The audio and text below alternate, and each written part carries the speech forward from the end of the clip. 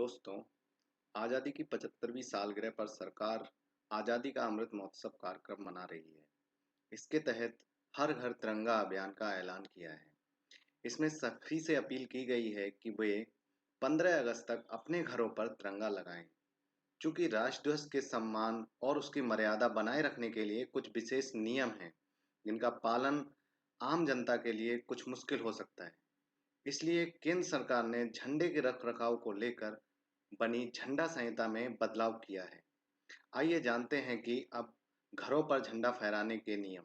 अब भारतीय झंडा संहिता 2002 के भाग 2 के पैरा 2.2 के खंड 11 को अब इस तरह पढ़ा जाएगा।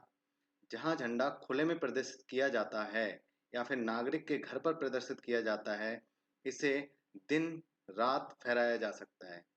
इससे पहले तिरंगे को केवल सूर्योदय से सूर्यास्त तक फहराने की अनुमति थी। इसी तरह झंडा संहिता के अन्य प्रावधान में बदलाव करते हुए कहा गया, राष्ट्रीय ध्वज हाथ से काता और हाथ से बुना हुआ या मशीन से बना हुआ या कपास, पॉलिस्टर, ऊन, रेशमी, खादी से बना होगा। इससे पहले मशीन से बने और पॉलिस्टर से बने राष्ट्रीय ध्वज के उपयोग की अनुमति थी।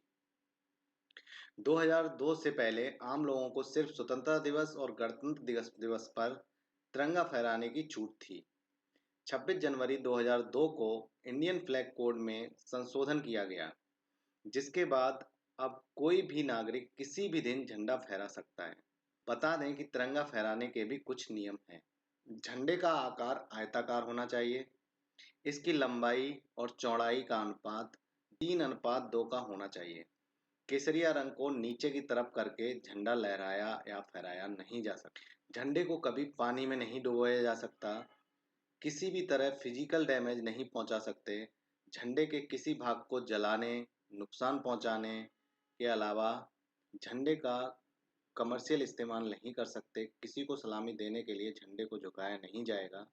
अगर कोई भी शख्स झंडे को किसी के आगे झुका देता हो, उसका वस्त्र बना देता हो, मूर्ति में लपेट देता हो या फिर किसी भी मृत व्यक्ति के शव पर डालता हो, जो वो तिरंगे का अपमान माना जाएगा, केवल शहीद फोर्सेसों के जवानों के अलावा। दोस्तों, भारत सरकार के हर घर झंडा फहराने का जो अभियान है, उससे विपक्ष बौखलाया हुआ है।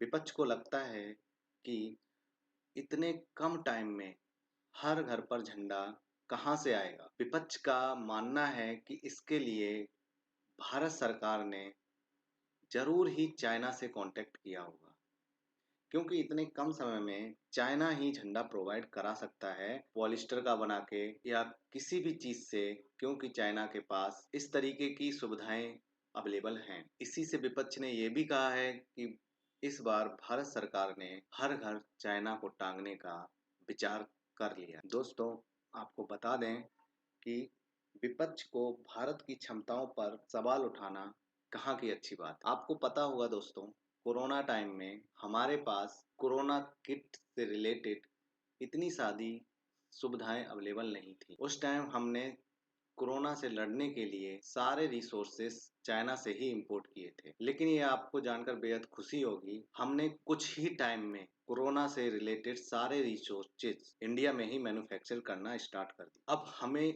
नहीं लगता कि हम इंडियन किसी भी चीज को अडॉप्ट करने में बहुत ज़्यादा टाइम लगाते हैं। हमें बस ये डिसाइड करना होता है कि हमारी रिक्वायरमेंट क्या है, उसको फुलफिल करने के लिए हम लोग हर तरीके से काबिल हैं। दोस्तों, आपको बता दूं कि हम 15 अगस्त क्यों मनाते हैं। दोस्तों, 15 अगस्त 1947 को हमारा देश ब्रिटिश शासन से आज़ाद हुआ था, जिसमें कि हमारे बहुत से वीर जवानों ने अपनी जान गंवा दी थी। तब जाकर हमें ये आज़ादी मिली है। हम इसीलिए इस आज़ादी का जश्न मनाते हैं क्योंकि हम आज़ाद हैं। और इस आज़ादी के लिए हमारे वीर सपूतों ने कई वर्षों तक अंग्रेजों से लड़ाई की। उन्होंने अभियान चलाए। उन्होंने सिर्फ अपने बारे में ना सोच के पूरे देश के बारे में सोचा। उन्होंने ये दृढ़ निश्चय कर लिया था कि हम अपने आने वाली पीढ़ी को अंग्रेजों की गुलामी से आज़ाद करके रहे। दोस्तों,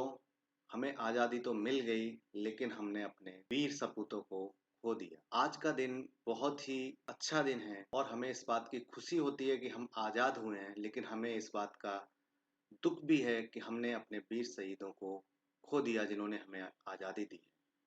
आज हम उन वीर सपूतों को नमन करते हैं और उनके लिए हमारे दिल में हमेशा जगह रहे। दोस्तों, इस वीडियो को यहीं पे समाप्त करते हैं। जय हिंद, जय भारत।